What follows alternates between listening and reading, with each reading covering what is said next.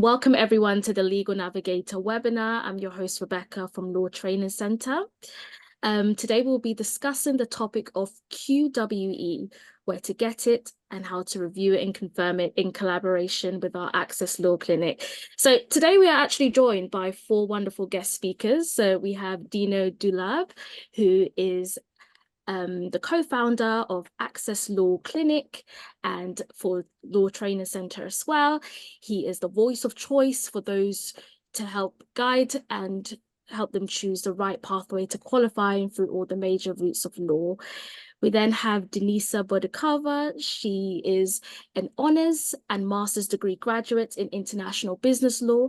She's currently studying SQE at Law Training Center and works in our Access Law Clinic as a law clinic associate. We then have Shahador Roman. He's a seasoned associate solicitor with a broad experience in practice areas for various areas of litigation. He is also an SQE tutor for the Law Training Center and a specialist QWE review and confirm solicitor at the Access Law Clinic. And then we have Kieran Spencer. He's an international graduate with a bachelor's degree in international business and a master's in law and public policy. He's a junior lawyer with experience in trademark and patent law in various jurisdictions, and is also an aspiring solicitor. He's recently had part of his QWE signed off at the Access Law Clinic. Thank you all for joining us today. How are all of you? Thank you, Rebecca. Very good, thanks. Wonderful. So before we get started, I just want to give those who are joining us here for the first time just a brief background on Law Training Center. So Law Training Center was founded with a passion to help individuals find cost-effective pathways to qualify in law. Our expertise lies in delivering accredited online courses that are accessible worldwide. We are actually one of the first global providers to receive accreditation from the main awarding bodies for legal qualifications. We've also partnered with employers and worked with over 700 law firms to help develop and qualify their teams in a way that meets the needs of both the firm and the individual. So all our courses are all delivered by expert tutors with both legal and academic experience and are designed to break down the barriers into the legal profession. So whether you are juggling work or parenthood, or you're a fresh graduate, an experienced practitioner, or even someone who's considering a career change, we make it possible for learners from any background to qualify through flexible alternative legal pathways that best suit the individual goals. So essentially, we deliver accredited professional legal qualifications for aspiring solicitors, licensed conveyancers, probate practitioners, charter legal executive, notaries, and licensed paralegals. So as mentioned, today's webinar will be in collaboration with our Access Law Clinic. So Law Training Center is in partnership with the Access Law Clinic, which is an online clinic that provides access to pro bono support for those who cannot afford traditional legal fees. We also offer through the clinic valuable qualifying work experience for aspiring legal professionals. So the clinic works with experienced solicitors to review and confirm qualifying experience for the SQE candidates, which of course will provide you with further information in today's session. I will now just pass you over to Dino, who will start off by just giving us just some more information about qualifying experience for the SQE. Brilliant. Thank you, Rebecca. And welcome everybody today. So I'll start with the three questions that you gave me, Rebecca, to narrow it down, because there is so much that we do. So I know you gave a strict time limit, so I'm going to stick to it. And yes, really, the first question is, which experience counts for QWE? And this is probably the question I get asked the most on LinkedIn and whenever I go anywhere, actually. And I've reverted back to first principles really and looked at what the SRA definition is, because there's a lot of talk about what's going on, and that's really clear, but sometimes we just need to go back to what they say. And the SRA referred to the Legal Services Act, the definition in there, section 12, and the first part of that talks about reserved legal activities, and most people stop there and think, oh gosh, my work experience won't count because I don't do reserved activities, because reserved activities are only conducted by solicitors, licensed conveyancers, chartered legal executives, and notaries, all with the appropriate practice rights. However, you move on, and it then says the provision of legal advice or assistance in connection with the application of the law or with any form of resolution of legal disputes. So that part's really important. The assistance in connection with the application of law. And we'll revisit this when we come back into it, when we do a deep dive. And secondly, the provision of representation in connection with any matter concerning the application of the law or any form of resolution of disputes that are legal. And the only caveat there is it doesn't cover mediation, but otherwise the provision of representation. And you might be wondering, well, who does provide representation if they are not a qualified solicitor or advocate under another regulator? Well, in fact, government representatives have special dispensation to conduct advocacy in court. So there's an example where this applies. Now, it all sounds very technical when I put it that way, but in practice, it's really much broader than one may think, and it's much more varied than it was under the old training contract. And I think that's what trips most people up when they're considering QWE. They're thinking of it in terms of the old training contract route, and really, you need to almost forget about everything you know about the old training contract route and then really look at the guidelines again. So, that's all fine. So now we have an understanding of, I hope we have an understanding of what work experience counts. And of course, in the questions afterwards, please, we can, please, anybody who does have them, bring them up. But now, where can it actually be obtained? So this is really a step change in experience and going against the, comparing against the old training contract route. Before, your training contract had to be in a regulated environment by the SRA, which was most typically a law firm.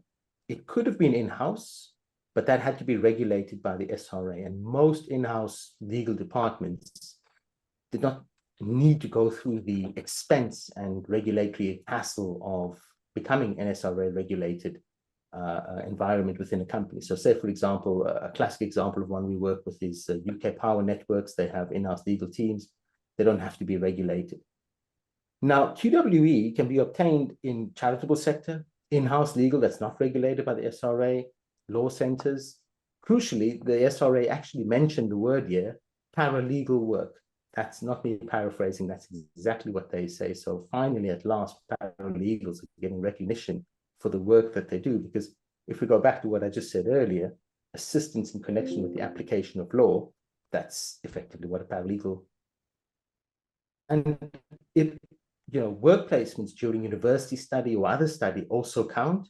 And of course, work in a law clinic like ours also counts. So it's really broad where you can get it. And that part's really exciting for us because it no longer means you have to physically be at a certain place at a certain time to gain your QWE, hence us creating it fully online. Now, the other bit is where we need to go a little bit broader about where it can be obtained, because where does not also mean in England and Wales. You can have overseas work experience. And by that, I don't just mean overseas work experience for a law firm based out in Dubai, for example, which is pretty common now.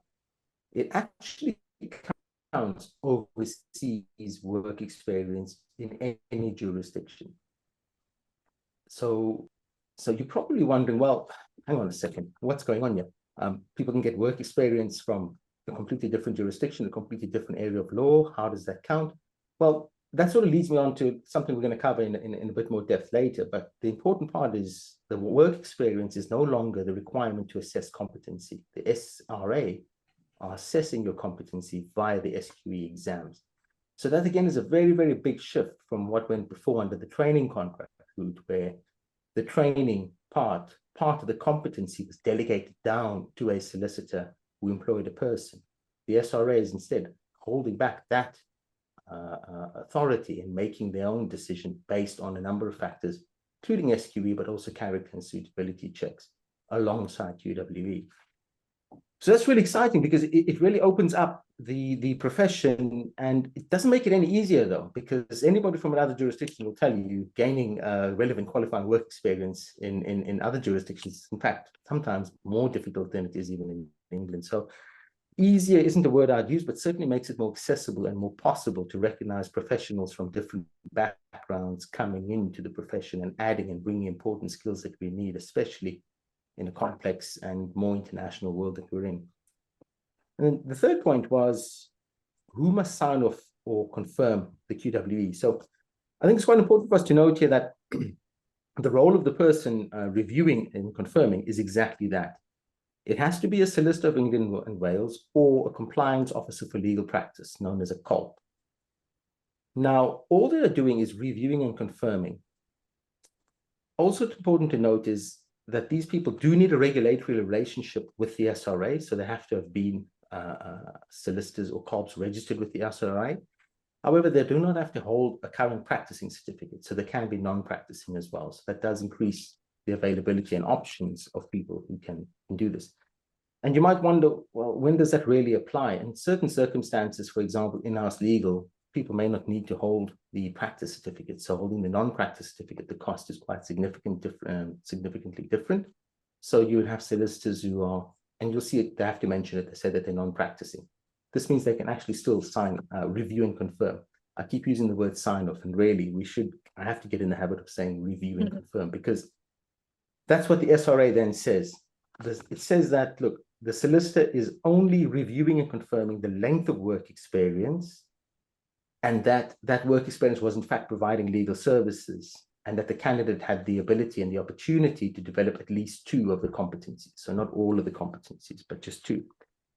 And it also needs the person needs to check that there were no issues raised that would bring into question the character and suitability of the candidate.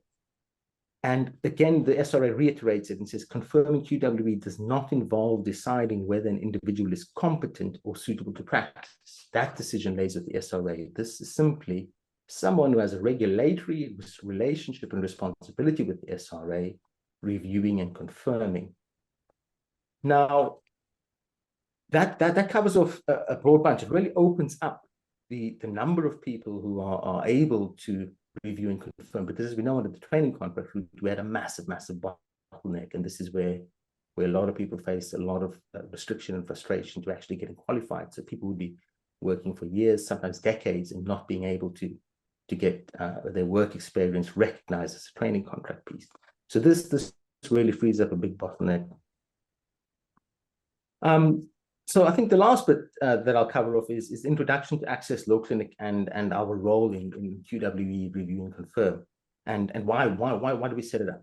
I like to think it's fairly obvious, but it's sort of worth explaining, and I think a lot of people who are attending today probably will identify with this. But you know, from our own personal experience, so when I say our own, I mean with my co-founder, my wife Eve, who went through the whole traditional route.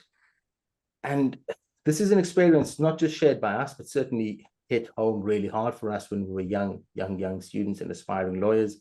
And I know many of our learners and many of the people listening today will identify and have come across these obstacles. And really the obstacles are twofold.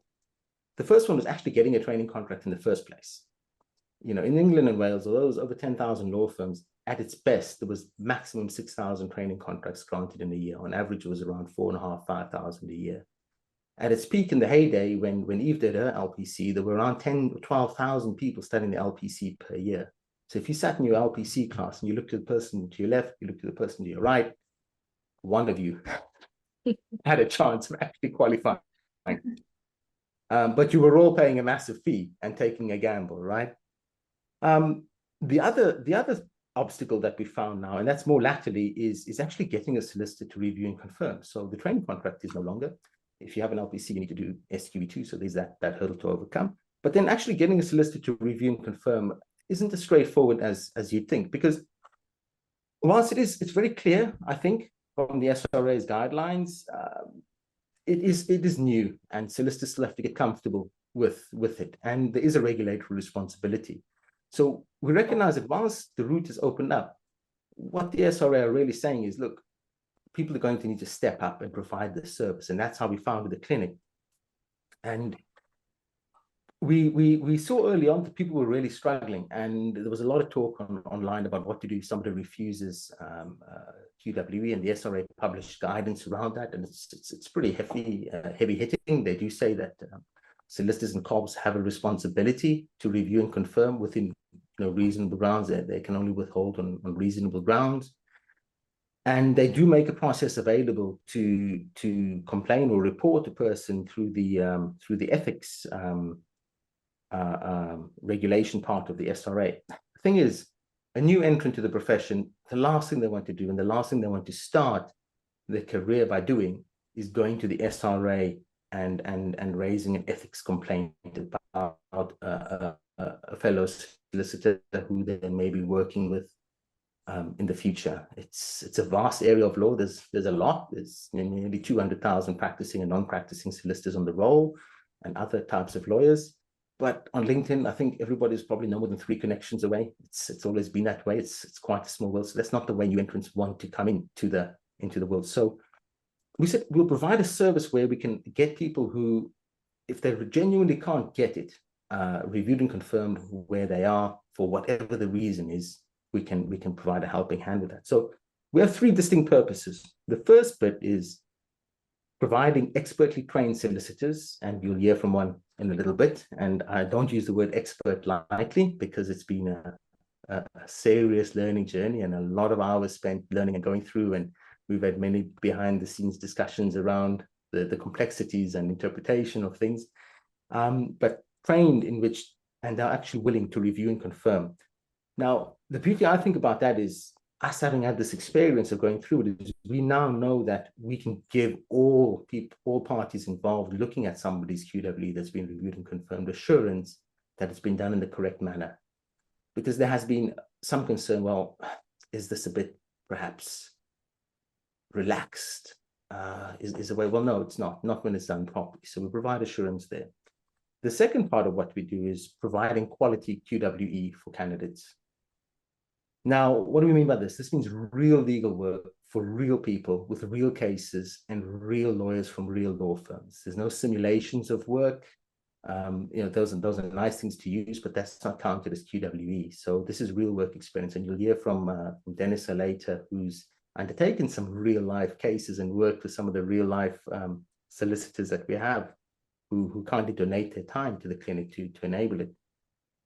And then thirdly, the overarching big part of this is providing that much needed pro bono legal advice for people who can't afford it.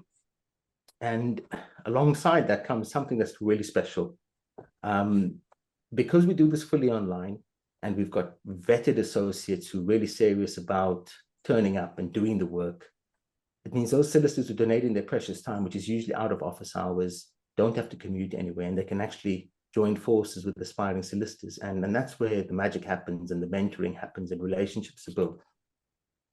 Now, whilst there's no guarantee or promise of any jobs through the clinic, through any of the firms that we work with, we do know that having these connections is so important for young entrants to the profession. Making these human connections with people, just because we're online doesn't mean there's any distance. And it allows people to generate connections, build their own personal network, because in law, more than ever, in a digital age, the personal network becomes more and more important.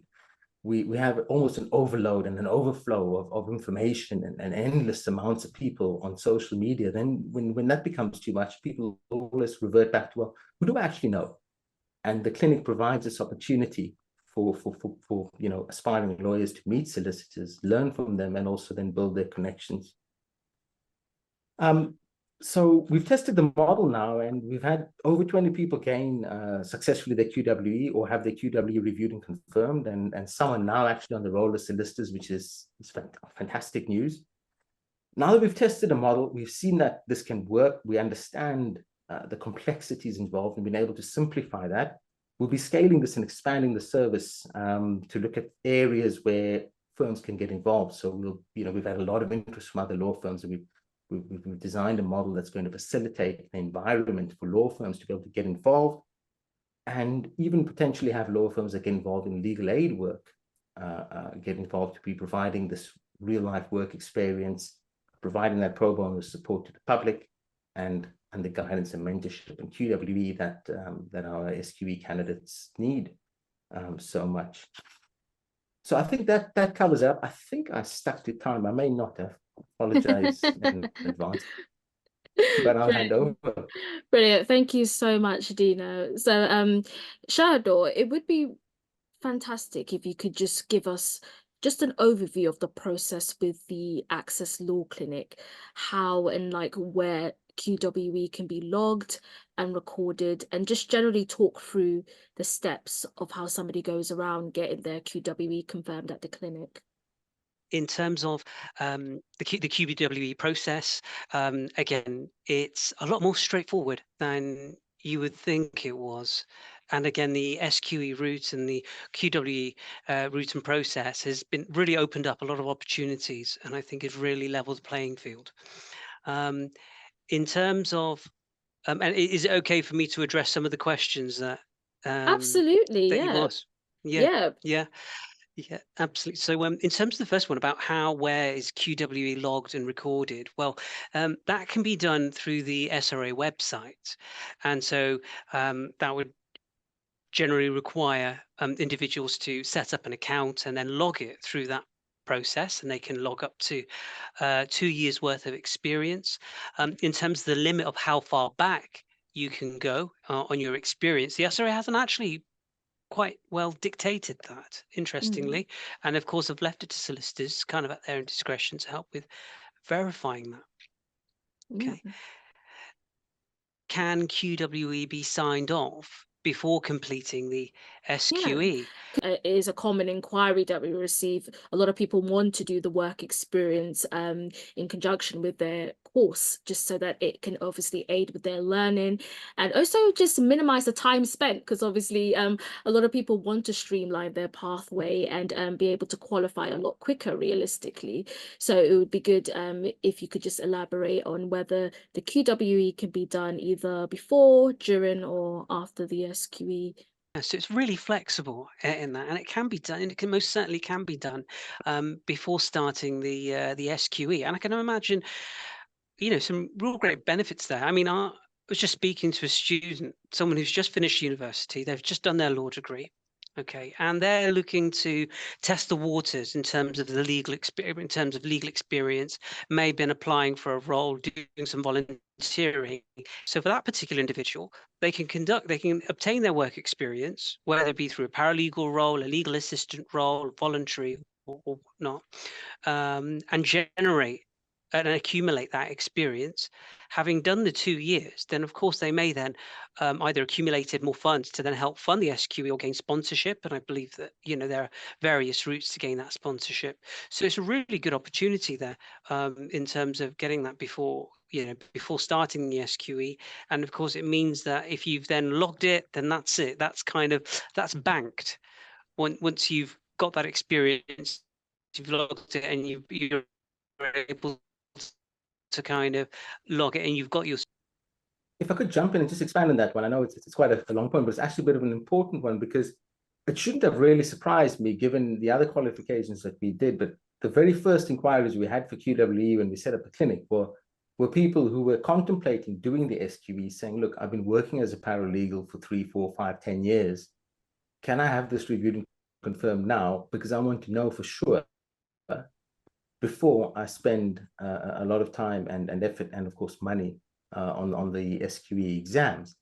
And I don't know why it took me by surprise, but even for me, I had it in my mindset, the linear route of LLB, LPC, and training contract, whereas on the other qualifications that we run, so for example, licensed conveyancers and chartered legal executives, it's always been this way, that the work experience can run concurrently with your studies.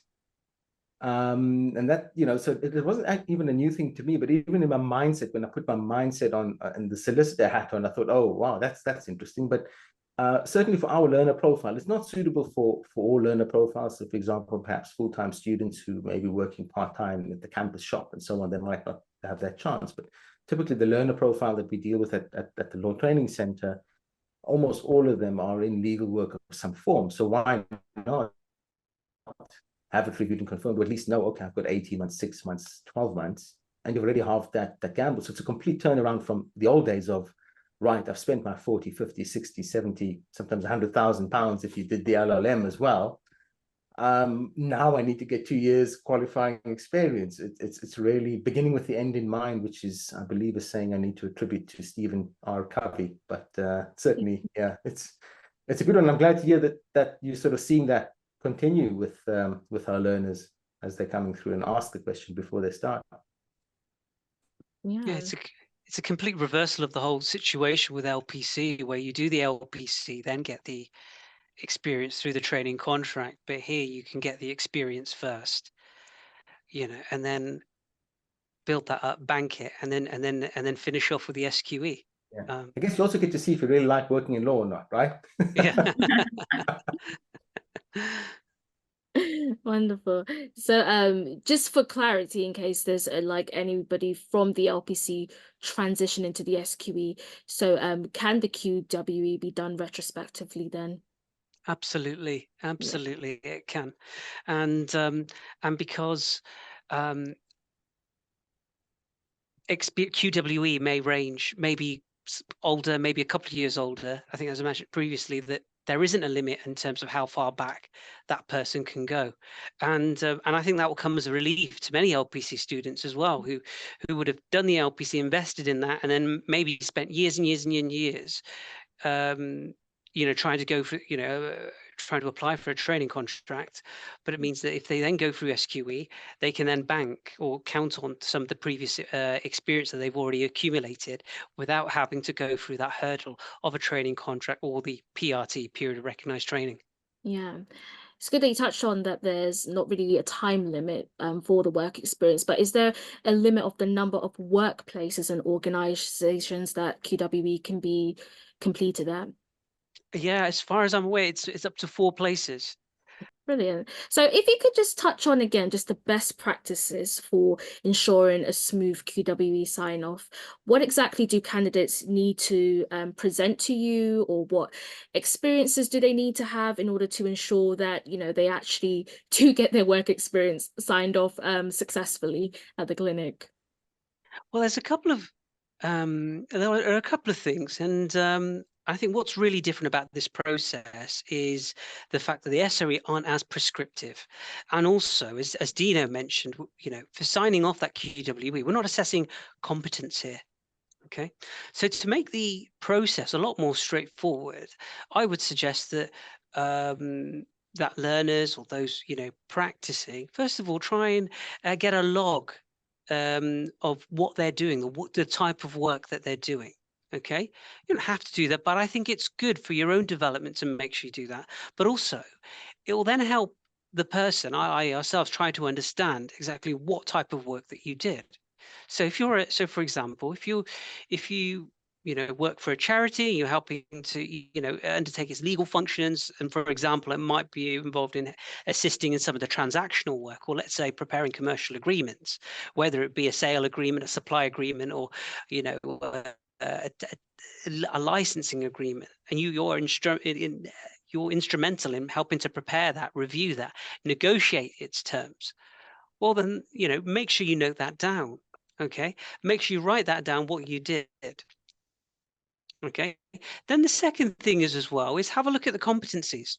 Okay, so have a look at the statement of solicitor competence, which can be obtained through the SRA website. Okay, and the next bit is you need to try and connect the competencies with the work that you've actually done. So they come under 4 broad headings. However, underneath each broad heading, you've got a number of competencies as well.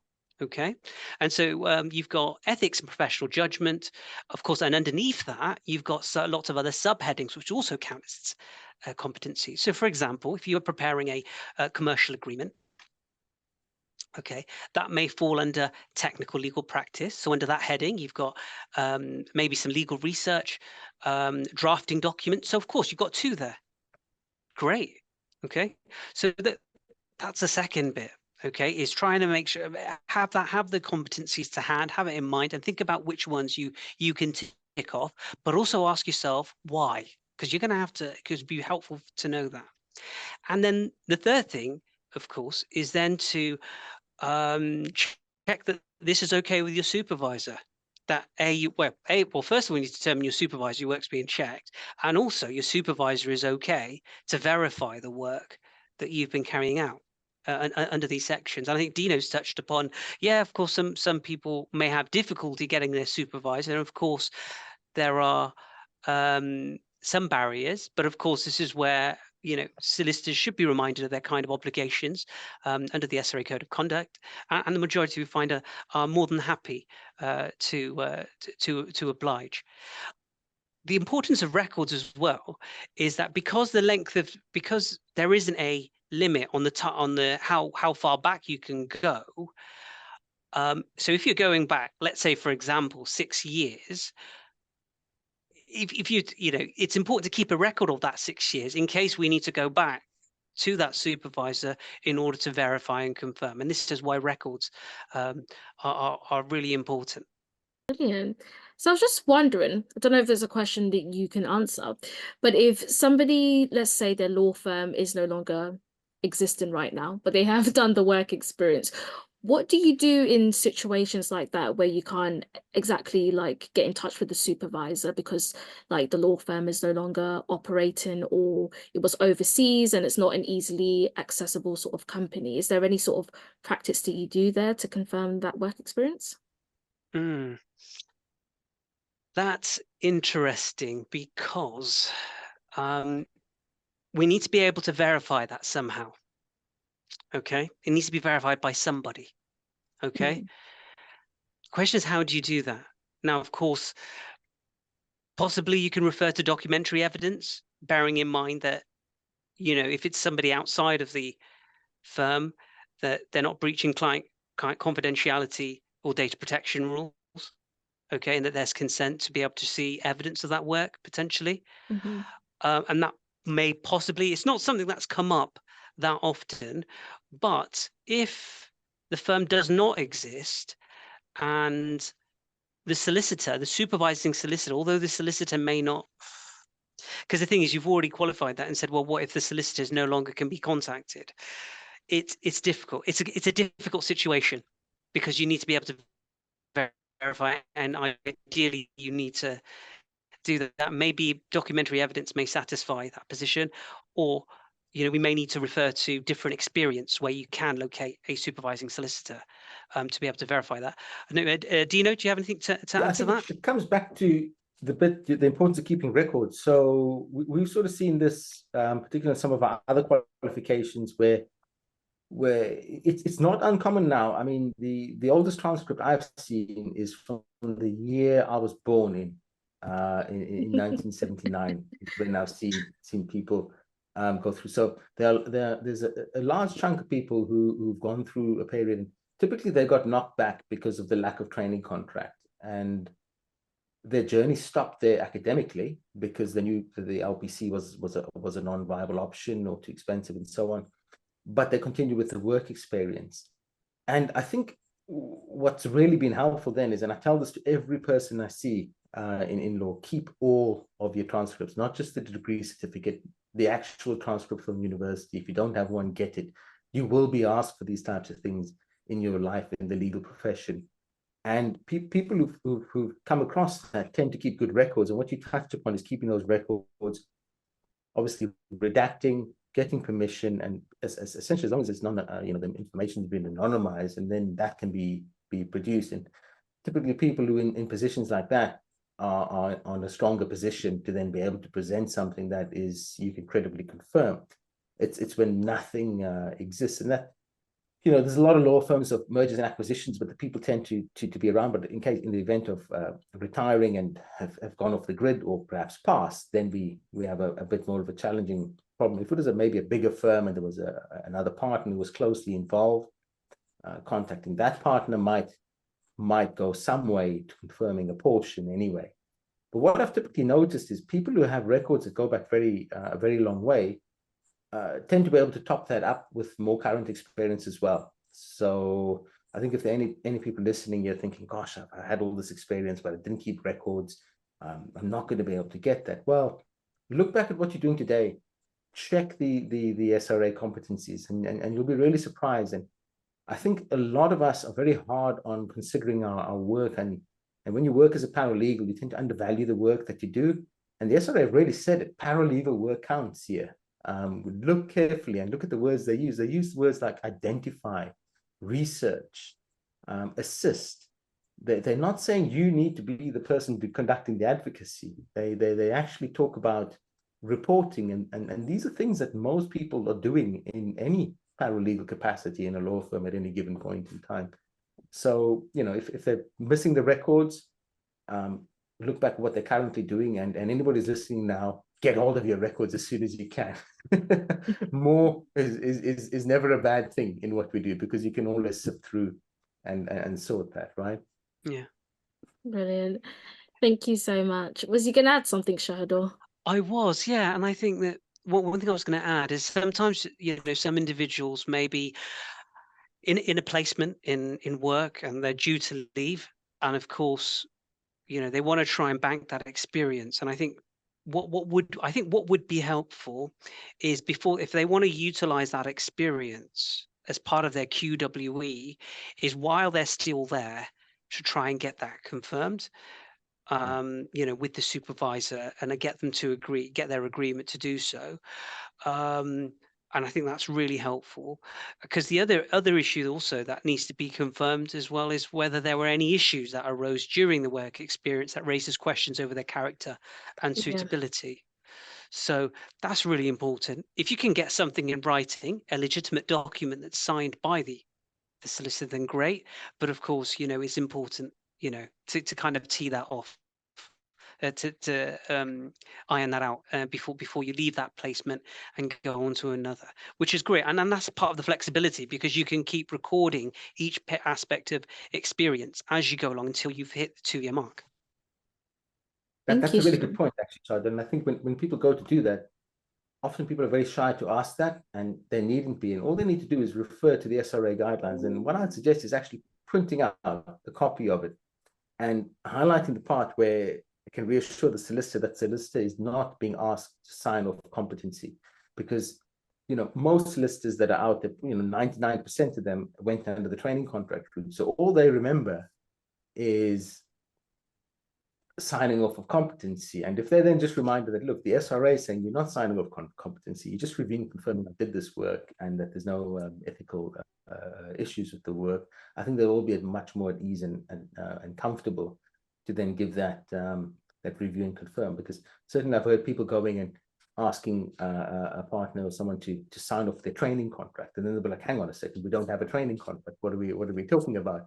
Because the word QWE and training contract is used interchangeably at the moment. And I've noticed even law firms are having SQE candidates, but they're calling the period of training a training contract, not QWE. So there's still, you know, we're in this transition phase. It's probably going to be another couple of years before I think everybody sort of forgets about training contract. And then, I mean, to be fair, you know, people still talk about the solicitors finals, right? So this was a long time before my time, and I hear that being mentioned today still. So legal years are slightly longer than human years, I think. Brilliant, thank you. So I just wanted to touch on with Denisa now, because she's actually working as a law clinic associate with the Access Law Clinic. So if you could just start off by just sharing with our audience today just a brief overview of your background and why you decided to do the SQE and get work experience at the clinic. Thank you, Rebecca. So I'm just going to start with my background. I'm actually a non-law graduate, so I don't have a degree in law, but I always wanted to pursue a law degree and qualify as a solicitor. But of course, I had many challenges to come with that. But I knew that I wanted to become a solicitor since I was a child. Why? Because I was very studious. I loved challenges. I was very disciplined. So let's say my mom would never check my homework. Oh, have you completed your homework? No, I haven't completed. Like, I have completed all my homework, and she would never check it because I wanted to achieve it. I wanted to be like, okay, so I really, really want to, you know, be disciplined and become the best student in the school. And then basically come across SQE because I came from a non-law background. The SQE kind of came to me, and I was thinking this is the best route that I can start. Because why I decided to do SQE is because I have a non-law background, and I was not eligible for student finance because I have a master's in international business law. So when I saw the SQE route, I was very content because it was a brilliant pathway for me personally. Wonderful. So, if you could just share with us just your life at the Access Law Clinic, like what does that look like, and how does the role differ from like other legal experiences that you've obtained so far? What I firstly do, I have a booklet and I write down the notes. And basically, this booklet will ensure that I am focused for the day. So when I was entering the Law Access Clinic, I made sure that I have notes. And so I just open my laptop and start entering the case management systems. So basically, there was a very useful tool I have learned from Sven Glazer. She's one of the supervisors at the Law Access Clinic. And this opportunity has enabled me to get the other opportunity, because with actually knowing what is the case management tool, I was able to get a paralegal position because of that. So basically, that have helped me to get an opportunity, right? And working in the Law Access Clinic as well has enabled me to see the cases and how to handle the cases. And I was mainly handling family cases, which I never come across. And when I was reading the cases, I was quite it was quite an impact on me, because actually it's a real life experience. So I started conducting research on that, and based on my research, I have then wrote an advice. Of course, it was supervised, and that helped me to gain other skills, such as analytical skills, attention to detail, and also like showing empathy, because I felt that there's so many, let's say, solicitors or paralegals or working in the legal sector. It's not just conducting the work, but putting your heart into it and making sure that you serve your client at the best. Brilliant. Good to hear that you've had a lot of transferable skills there. That is really, really good to see that the clinic is making such an impact like that. So, in terms of it being an online clinic format, how was your experience with that? I think that was like one of the best opportunities I have encountered, because, as you mentioned, it's online, which indicates that, again, it opened many opportunities for me, because now I could actually enter another online volunteer position.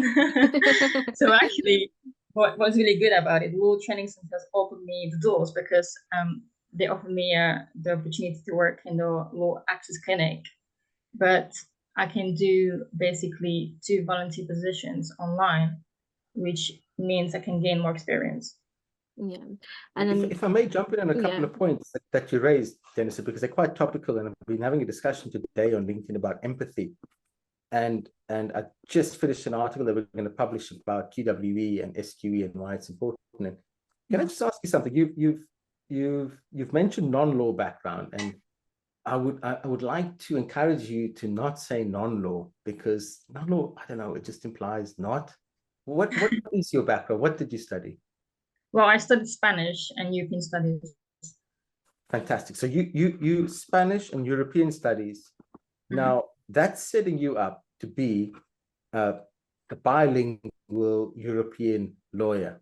You know, I would really steer clear, and I want everyone who's listening to this, because I've talked to journalism students, I've talked to scientists, I've talked to incredible people who studied really difficult subjects, really interesting subjects, and they're all saying non-law, and I'm like, oh, as if it's this. Look, law's tough. I won't say my law degree was tough. It's great to have, but you know, I don't think we have the right to say it is any better than any of the other things that people study. So, you know, and that's part of the non-law route.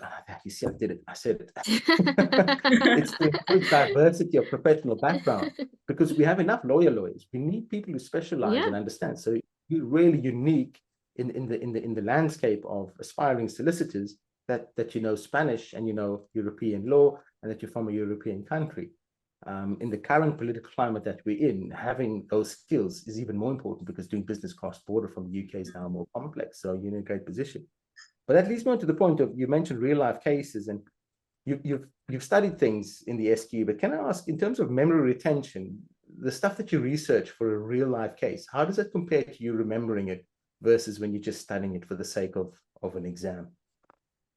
I think it's very different, of course. because for the exam you actually want to pass, and then actually when you're working, conducting the work, it's when you actually put real knowledge in, but it's two different things. And this is the reason why when someone is conducting the SQE1 and someone who's actually taking the exam, I really advise people, don't rush it. Make sure you actually have knowledge, and not just complete the exam because, oh yes, I have passed my SQE1. Because for you to pass the SQE1, you also have to do the SQE2. So you have to have a sufficient knowledge to actually gain the SQE2. So that's why it's really important to take your time and study thoroughly and ensure that you understand the concept of law. No, that's great. And then you said something really important, learning empathy. It is, I think it's a skill that throws us when you've come out of law school, if you've not practiced or worked in law before. Suddenly the cases, they're not black and white letters on a page, but there's a person in front of you telling you something that's really difficult, and learning how to deal with that. And you know, I mean, even to be fair, some of the cases that you read about is quite shocking, but nothing alters that experience and actually being in front of a person and then learning that empathy. But in a lot of ways, people open up to you and tell you things that are they wouldn't tell any other people, but they have to tell you because you need to represent them. And being able to be human in that circumstance goes a long way to helping people. Because the other thing we've got to remember is most law doesn't happen in the courtroom. You know, ideally, if we can mediate and negotiate a solution to a problem without getting to court, we've saved everybody a lot of time, a lot of heartache, and of course, a huge amount of legal fees. And that's where having empathy comes in. So I'm really glad to hear you've picked that up. I mean, family law is not an area I could honestly say I could cope with. I think I get too emotionally invested in it, but certainly having that experience, I'm glad to hear that's helping you along with the actual studies. And that's kind of the design of the whole point of it, is to allow you to be able to get some practice whilst you study and be better for it. It's a lot of hard work, of course, but you know, you're better for it. Wonderful. So yeah, so just another reason why it was designed is so that pretty much everyone, wherever you are, has the opportunity to still be able to get either the experience signed off or actually do the experience at our clinic. So I just want to touch on with Kieran. So I have a 2-year master's degree in law in Ireland, and then I came into UK law based on England and Wales. It is currently, based on my research, the best place to qualify if you're trying to gain in a legal qualification internationally. So from there, that's how I found, that's how I started studying for the England and Wales exam. I don't know if anyone else here has taken the SQE one recently, but it was booked up when I tried to get it. So the only places to go were, the only places I could get the second part of the SQE one were either Tokyo, New York. There might have been one in South Africa as well, but I looked at the map and I decided that I'd go with Tokyo. So so yeah, I've taken the first part I took in Prague, where I live. The second part I took in Tokyo. And then I just recently took the SQE2 in Vienna and in Birmingham, which I'm still waiting for the results. But anyway, to get into my experience with qualifying work experience, as I said, I live in Prague. And one of the main reasons that I'm pursuing the England Wales legal qualification is because you can actually do it. You can do it from abroad. So my first company that I worked with now, and I just finished working with them before I started studying for the SQE2, they were a trademark law company called Trauma TM. You can look them up if you want to. And what they do is they do international trademark registrations. And that organization was to help their clients draft trademark registrations that we then filed in multiple jurisdictions, not just England and Wales, but also the United States and the European Union. And so as part of that, as I was chatting with Dino a few days ago when we were kind of preparing for this call, he thought it was really interesting, and I think it is, that a lot of people wouldn't know that that is actually qualifying work experience, that working with you know, as you said to me before, it's like working with filing trademark registrations is about as far away as you can get from just having that typical 2-year training contract. But if you look at the regulations, this type of thing is legal work experience, and so we were able to confirm it. And again, another way that I can see that the Law Training Center is quite helpful, and it was quite helpful for me on my path, is while there was a solicitor kind of around the organization I was working with, and they had at one point told me they had a solicitor, but then that solicitor was no longer working with them when I completed my time. There was no one at the end of the day who was able to confirm my work experience, who was willing to actually sign off on it. I think part of that is because solicitors are often very scared. They think that that signing off on my work experience is more than just confirming that I actually did the work and that it is legal work. They were more, but anyway, as a result of this, it was very efficient for me, and I'm very happy with the service that I got with the Law Training Center, because it was a very simple process to just have it signed off. I filled out a bunch of paperwork, explained exactly what my work was. My supervisor was very happy to sign off on it, and I think that's because of the way that this organization does it. They have a very efficient way of reviewing the work experience. That's a very quick meeting. And also, I did not need to, in contrast to some other confirmation organizations, I didn't need to share confidential material from my organization's clients, which I think it's just very rare that an organization is going to be willing to let you share screenshots of their confidential information. So it worked very well, and the process was very simple. I heard from my former supervisor after it was complete that it was basically just a short phone call to go over everything and then confirm it. So the process, I mean, for confirming QWE was pretty straightforward. I would say it was pretty much as easy as it could have been. And now, after I've confirmed my first year, I'm currently looking for the next year. I'm looking for what else to do next. There's a few different things, and yeah. So, Kieran, I just wanted to just walk back just a little bit about your experiences and all the QWE you've done to date. And I just mainly wanted to touch on, just for those who've experienced so many challenges in their journey, I just wanted to find out, just from your experience, if there's any sort of advice you can give for people who are struggling on just getting their foot in the door and discovering and finding out how to actually get qualifying work experience. If you can just give any sort of general sort of feedback from your journey and any advice on how they can overcome those sort of challenges. So the first thing I would say to anyone who's struggling with it, I empathize with you. It is not the easiest thing to do in the world, depending on what connections you have. For me, I was in a position where it was much easier to get my first position, and now I'm looking for the second. It's taken me a little bit longer.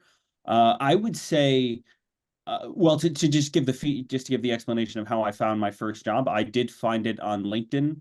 There was basically a position open in Prague that I sent a message, applied normally, and then they ended up hiring me, and then that lasted for a year. So it is possible to get a position through LinkedIn. When I've been looking for the second time around, I found that really connections are key. That you can apply to places, and if you keep applying, you probably will get something eventually. But I found that it's much more effective if you try to meet people, if you try to individually talk to people one-on-one. People are much more friendly, and they're much more willing to give you QW, or to kind of give you a position, if you meet them as a person instead of an application. So I think a common trap for people who are looking for this sort of experience is they think that they just need to keep sending application after application, where, in my opinion, it's more effective to meet person after person and then discuss your position and try and find something that works, because it is doable. It just takes I think networking is a good way to do it, or even just sending people messages on LinkedIn and then getting to know them and then seeing if it works out. That would be my advice.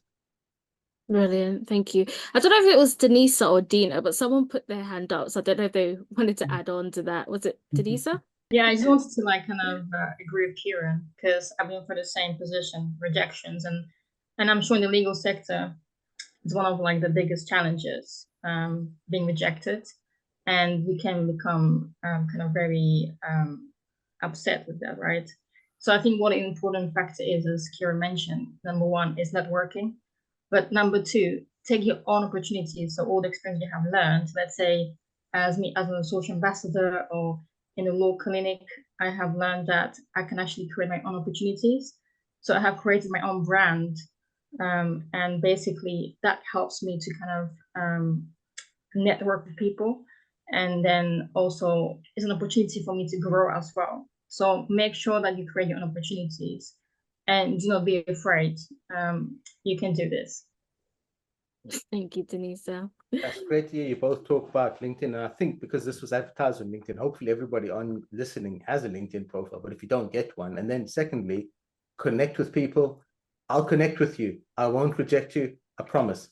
And connect with other lawyers. Lawyers use LinkedIn a lot. They're really happy to, in fact, more so than other platforms I've found. And the sooner you get connected, make yourself a commitment to connect with 5 lawyers a day, 10 lawyers a day. Don't go out there just selling straight away, but make connections, follow people, understand what's going on in the industry. You can, you don't have to go to absolutely every single face-to-face event because that's huge time and cost, but you can attend online events as well and build your network. And there's a ton of stuff on YouTube. In fact, there's probably an overload of stuff on YouTube about how to network using LinkedIn. Choose some of the stuff, the content that you like, that resonates with you, and then just actually do it. Stop thinking about it and then just get on with it. But yeah, I'm glad to hear you both referenced LinkedIn as tools to make that happen, because I've been around long enough to remember the day when LinkedIn was launched. And I was like, hang on, how's this thing going to work? Cool. So I'm going to open the chat now for anyone who has any questions. Please feel free to drop them in. And we'll be happy to help you with those. While we're waiting for the question, Kieran, are you still there? Yeah, I'm still here. Yeah.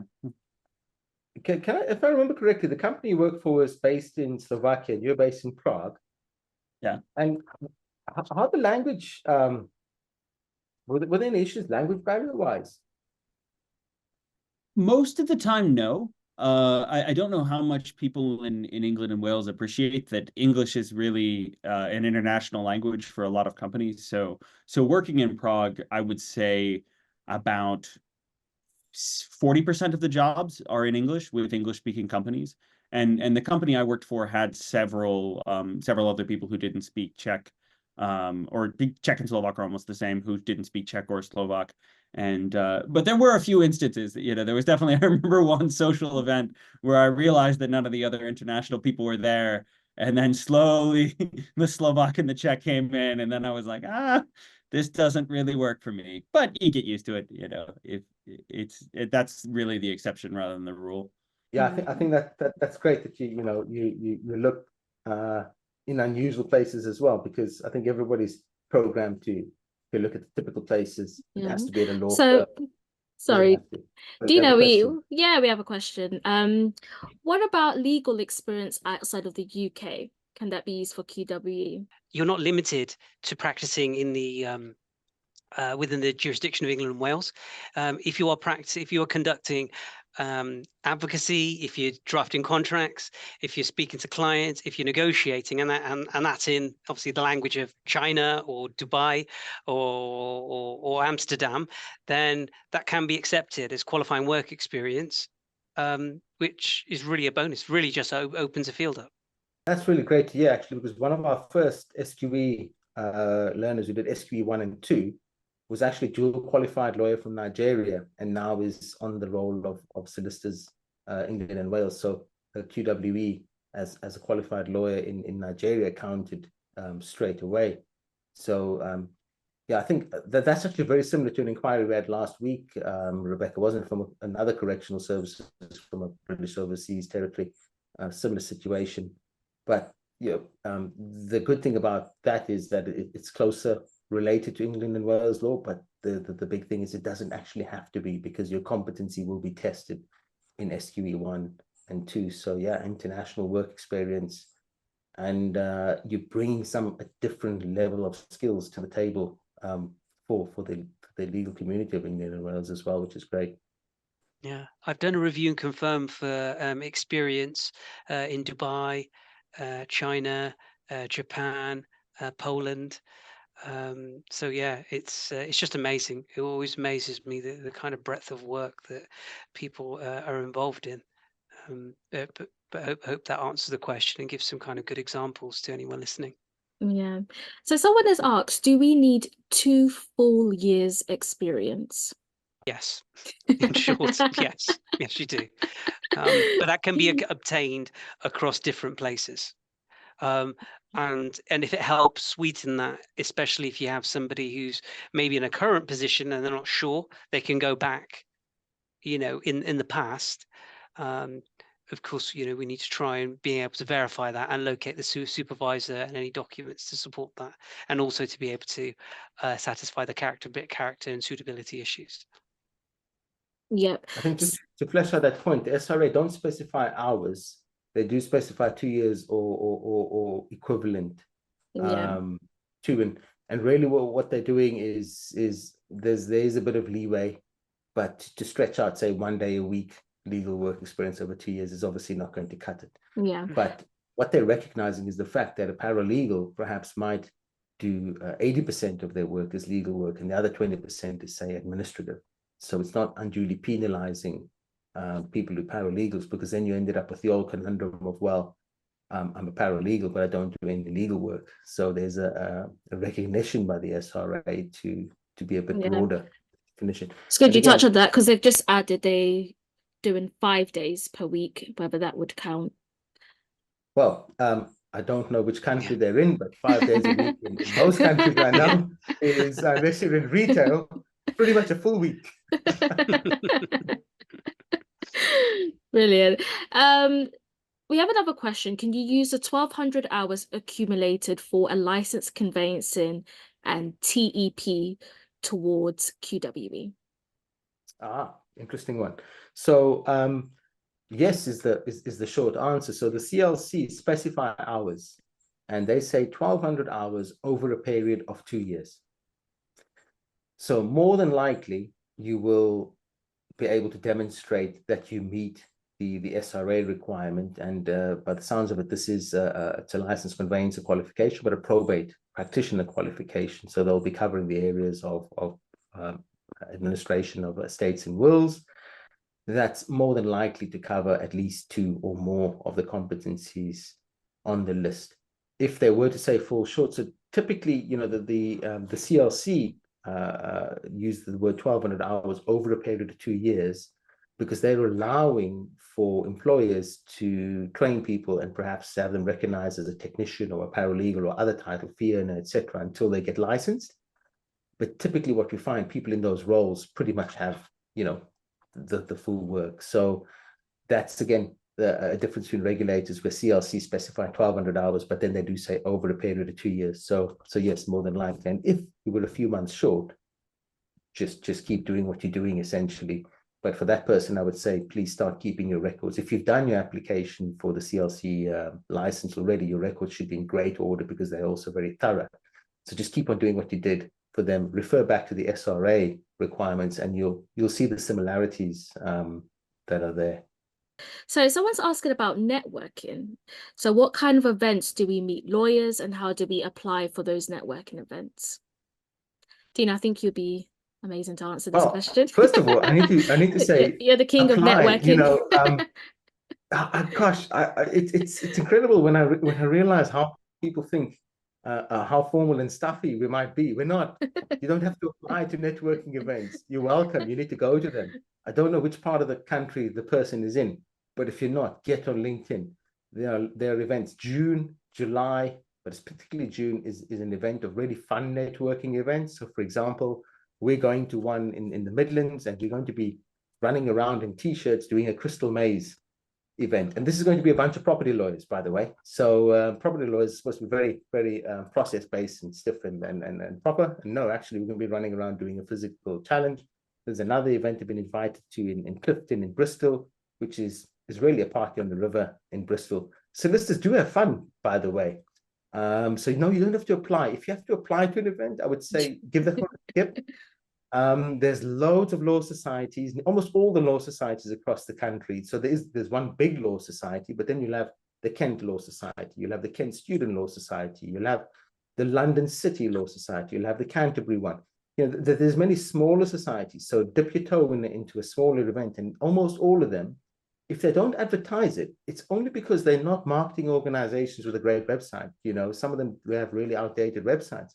All you need to do is ping an email and say, look, I'm a student, I'm a learner. Can I come to an event? So just drop the word apply and just ask the question if it isn't immediately clear, because a lot of these events, it's actually taken for granted that people think that they're open to anybody interested in law. And I think for some reason people think they have to apply. No, you don't. Yeah, you And don't. just ask the question. The Yeah, worst that can happen is they say no. yeah. I Can I mean, also linked. add to Yeah, I that? was just gonna add to that. Go on. Yeah, sorry. So yeah, like Dino said, LinkedIn is a fantastic place to discover these events. But something just as basic as Eventbrite, I don't know if anyone's heard of Oh yeah, that. Eventbrite, you're You right. can Yeah. literally search up all the legal sort of events that are going on both online and in person. So that is a good website to check out, Eventbrite, to see all the latest going on there in the legal world. But yeah, sorry, Shahador, you can add on. I just thought I'll throw that in there. I think one other source also is worth considering is the junior lawyers division. Yeah, On the Law Society website, and each yeah, section of the country will have its own divisional junior lawyers division, and so that's generally open to kind of solicitors that are up to 5 PQE, but also to junior lawyers. So if you're a student, you know, whether you're doing the LPC law degree or just looking to get into law, then of course that'd be really helpful for you to look at. So for example, in Bristol, we have the Bristol Junior Lawyers Division. In another neighbouring one is Cheltenham and Gloucester Junior Lawyers Division, and they always hold events and numerous events. So it's just worth giving them a follow on LinkedIn or Instagram, and just keeping the notifications on for any events that are there. And of course, they're really friendly as well. So if you really want to meet people and say, oh, I'm interested in becoming a lawyer, or want to just get to know the local lawyers a bit more, then put yourself out there and say, I'd like to get into law, or I'd like to know a bit more. I'd like to come to one of your events, and they're more than happy to oblige. And also worth checking out the law societies as well for each area of the country, because sometimes they have their own events for new yeah. entrants or other people looking to get into the legal profession. Look, and if you're shy, believe it or not, I still get shy walking into a room of lots of lawyers. It's still to this day, it just happens. Get there early and before the crowd has arrived, and introduce yourself to the people who are setting up and tell them, listen, I'm new to this networking event. And I guarantee you, the people who are there busy setting up, who are normally the organizers of the event, will be the friendliest people you've ever met, and will say, you know what, don't worry, stay with me tonight, and I'll introduce you to everybody. By the end of the night, you'll have spoken to 50 people and you'd have wished you brought more business cards. And if that's still a bit too much for you, go and be an observer on the wall. 1 event, 2 events, 3 events, as many as it takes for you to just build your confidence. Don't go into an event thinking, I need to come out with a job offer. No, go in and be human, because really, that's what lawyers are. Believe it or not, they are human beings, and they really look forward to helping as well. Yeah. So just another question. Can your supervisor qualify if they're a judge from a different jurisdiction? So your QWE needs to be signed off by a solicitor of England and Wales, or a compliance officer of England and Wales, of course. If you are struggling to find a solicitor from England and Wales to sign off your QWE, like we've mentioned throughout this webinar, we do have a QWE review and confirm services with our Access Law Clinic. So do get in touch with us after that, and we'll be able to review your QWE. Don't know if there's anything else anyone wants to add to that. I would have thought any work under a judge would count towards being QWE, definitely would. Yeah, assistant role. Yeah. Kind of envious, to be honest. I think for me, if I could have a choice where I would sort of work, I would love to be in the judiciary, not necessarily having the weight of making the decision, but researching and helping the judge apply the law. That's a really interesting area of law, and probably incredibly varied. And I think you'd have racked up to 2 years pretty easily. So yeah, you just need an England and Wales COP or solicitor to do that, which we can do for the law clinic. But that would be a really interesting one to to look at, isn't it? Yeah. I can Yeah. imagine a couple of other of the competencies that would tick off. For example, undertaking legal research, B2, drafting documents which are legally effective and accurately reflect. Well, it says client's instructions, but I think if it's it's a legal document and also involving drafting, and of course planning and managing and progressing legal cases, or working with other people. There's so many, so it's definitely worth looking at the competencies. Brilliant. And just one last question before we wrap it all up. Someone has wrote, it doesn't have to be in 2 years, does it? The 1,200 hours can be done in as little as 6 months. Does this make a difference? And what about work as trust and estate practitioner? Right. So this is coming back to the CLC. Yeah, the requirement. CLC. Okay. So just for those listeners listening, what we're talking about is the CLC, the Council for Licensed Conveyancers, who have a different qualifying work experience requirement, and they measure it in hours. Now, the CLC on the website used to simply specify 1,200 hours. In the latest update to their website, they've specified 1,200 hours over a period of 2 years. This is something you just need to clarify with the CLC when making your application. So if this person's already had their work experience confirmed and have a license from the CLC, then they've obviously had no issue with that. So that's fine. I think when it comes to the hours bit, the SRA is looking for 2 years. Now, trusts and estates planning. Now, we know that trusts and estates planning is not a regulated area of law, and probate's the only part that's regulated for authorized persons. However, trusts and estates planning certainly ticks off a lot of the requirements. If we look at Section A, we talk about ethics, professionalism, and judgment. So there's a lot of that application in trusts and estates planning. Then we look at technical legal practice. So, for example, obtaining relevant information through effective use of questioning and active listening. Trust and estates planning covers a lot of that. Undertake legal research. Well, trusts and estates are famous for the amount of research that you have to do. So well done to this person. I know most law graduates don't look back fondly at their trust unit. Then there's develop, advise, and on relevant options, strategies, and solutions. Certainly, estate planning, it's a lot of developing and advising relevant options. It's a complex area and application of law as well as tax law as well. There's negotiate solutions to client issues. So if they were dealing with any potentially contentious probate matters, for example, falls under that remit. Then there's C, you've got working with other people, which no doubt the person's been working as a licensed probate practitioner or a trust and estate planner. They're going to more than likely meet that requirement. We've got D, managing themselves in their own work.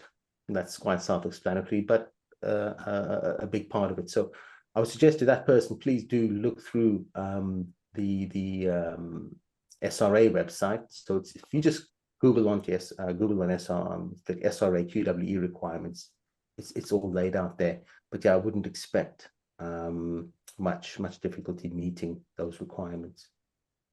Brilliant. Thank you so much, Dina. Perfect. Super.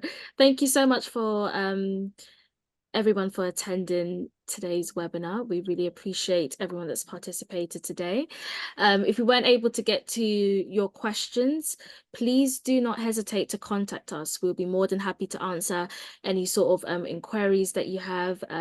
Feel free to just pop us an email at info@ltckent.com, and we'll surely get back to you and provide you with further assistance and support with that. But again, thank you everyone for attending the webinar. Thank you so much to our guest speakers today. It's been very insightful having you all on, and yep, thank you.